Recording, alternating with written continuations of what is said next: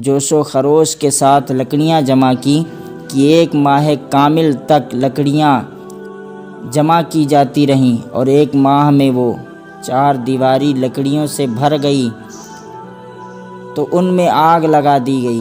آگ کے شعلے آسمان کو چھونے لگے، اگر کوئی پرندہ آگ کے اوپر سے گزرتا تو جل کر راکھ ہو جاتا۔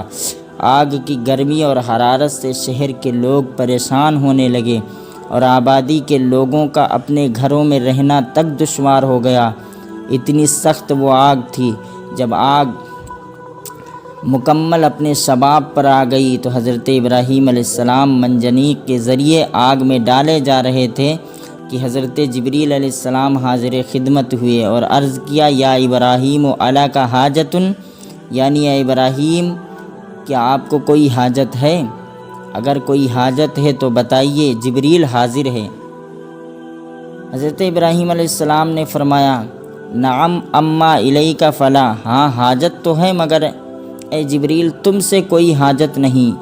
حضرت جبریل علیہ السلام نے عرض کیا، پھر جس سے حاجت ہے اس سے مدد طلب کرو۔ تو حضرت ابراہیم علیہ السلام نے فرمایا، علمہ بحالی حسبی من سوالی، یعنی وہ میرے حال کو خوب جانتا ہے اور وہ میرے سوال سے باخبر بھی ہے، اور وہی میرے لیے کافی بھی ہے۔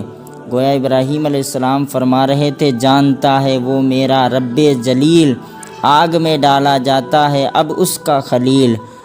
اب حضرت ابراہیم علیہ السلام آگ کے قریب پہنچ چکے تھے کہ اللہ تعالیٰ کا حکم ہوا، آگ میں حضرت ابراہیم علیہ السلام کو ڈال دیا گیا۔ تو اللہ کا حکم ہوا، یا نار کونی بردم و سلاما علی ابراہیم، اے آگ میری ابراہیم کے لیے سلامتی والی ہو جا، ٹھنڈی ہو جا۔ رب تبارک و تعالیٰ کا حکم سنتے ہی آگ حضرت ابراہیم علیہ السلام پر گلزار ہو گئی۔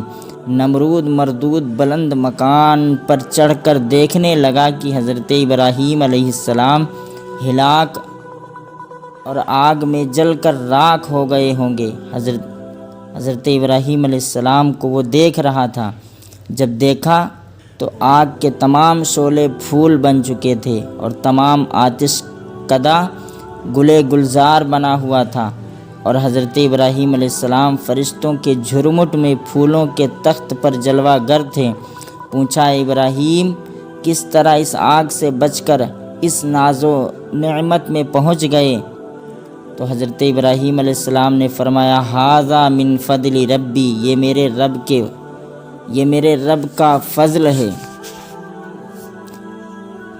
حضرات گرامی، ناظرین کرام، جب نمرود کی بیٹی رغفہ نے بلند مکان سے دیکھا کہ حضرت ابراہیم علیہ السلام صحیح اور سالم ہیں اور نار نمرود گلزار بنا ہوا ہے، تو رغفہ کے دل میں ایمان پیدا ہو گیا، اور اس نے حضرت ابراہیم علیہ السلام سے اجازت لے کر کلمہ پڑھتے ہوئے لا الہ الا اللہ ابراہیم خلیل اللہ پڑھتے ہوئے بلند مکان سے نار نمرود میں کود گئی۔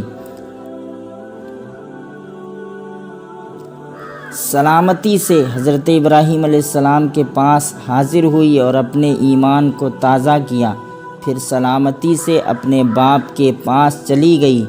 جب نمرود نے اپنی بیٹی کا ایمان اور پھر اس کا بلند مکان سے آگ میں جانا اور آگ سے سلامت رہنا مشاہدہ کیا، بڑا تعجب میں پڑا، مگر لوگوں کی ملامت سے ڈرتے ہوئے اپنے باطل دین پر قائم رہا، اگرچہ اس کے سامنے حضرت ابراہیم علیہ السلام کے دین کی حقانیت آفتاب سے زیادہ ظاہر ہو چکی تھی۔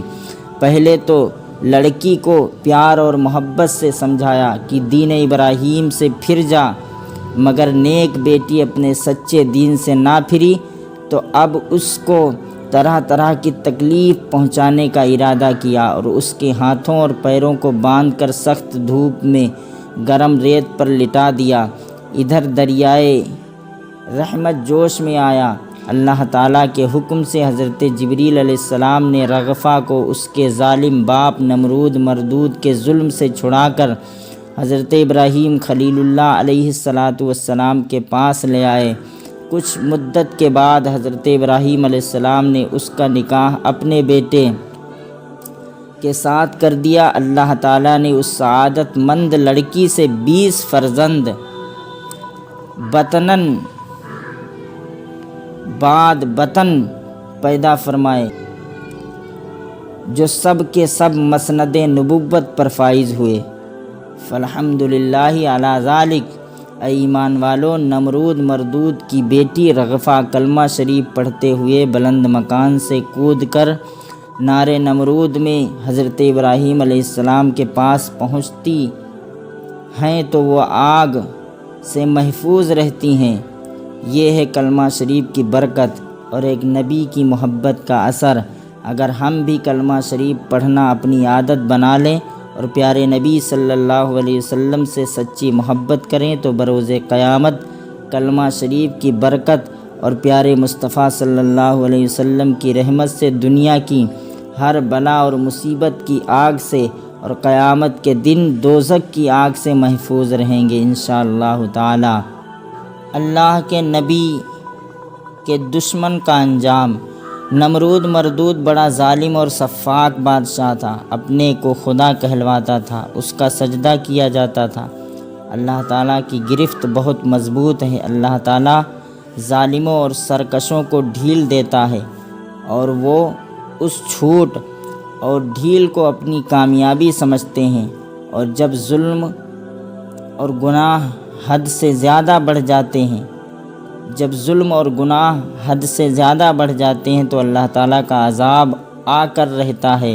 ایک روایت کے مطابق نمرود کی عمر 1000 سال سے زیادہ تھی اور 300 سال تک بیمار نہ پڑا۔ اس نے سمجھ لیا کہ اگر میں بندہ ہوتا تو ضرور بیمار ہوتا۔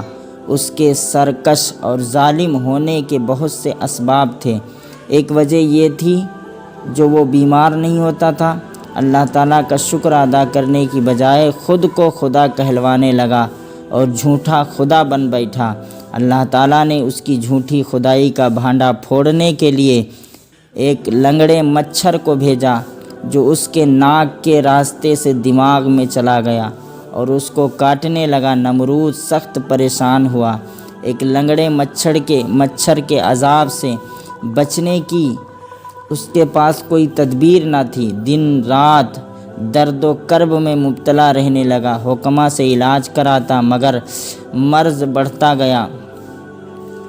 جیسے جیسے دوا کی جاتی اس کے ہلاک اور برباد ہونے کا وقت قریب آ گیا۔ ایک ماہر حکیم جو غالباً اس کے ظلم و ستم سے پریشان اور اس کی جھوٹی خدائی سے آگاہ تھا، اس نے مشورہ دیا کہ بادشاہ، ایک پرانے چمڑے کے جوتے سے آپ کے سر پر مالش کی جائے تو ہو سکتا ہے کہ آپ کے سر کا درد کچھ کم ہو جائے اور آپ کو آرام نصیب ہو۔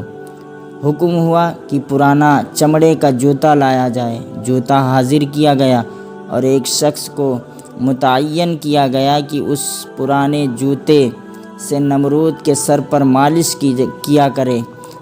جب جوتا نمرود کے سر پر پڑنے لگا تو مچھر دماغ کے ایک کونے میں بیٹھ جاتا اور تکلیف اور درد کم ہو جاتا اور نمرود سمجھتا کہ بیماری کا علاج ہو رہا ہے۔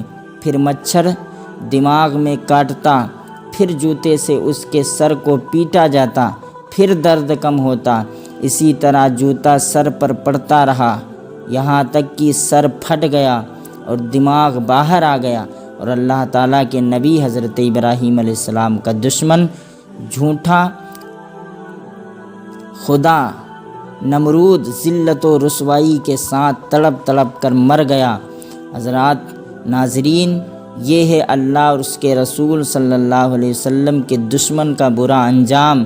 اے ایمان والو، اللہ کے نبی حضرت ابراہیم علیہ السلام کے دشمن نمرود کا کتنا برا حال ہوا آپ حضرات نے دیکھ لیا۔ اور آج بھی جو لوگ نبی سے دشمنی کرتے ہیں اور نبی پر طرح طرح کا اعتراض کرتے نظر آتے ہیں، وہ لوگ بھی کسی نہ کسی بڑی بیماری میں مبتلا ملیں گے۔ اس لیے اللہ تعالیٰ کے محبوب بندے انبیاء کرام اور اولیاء اعظام سے عداوت و دشمنی سے بچنا لازم و ضروری ہے۔ اللہ تعالیٰ اپنے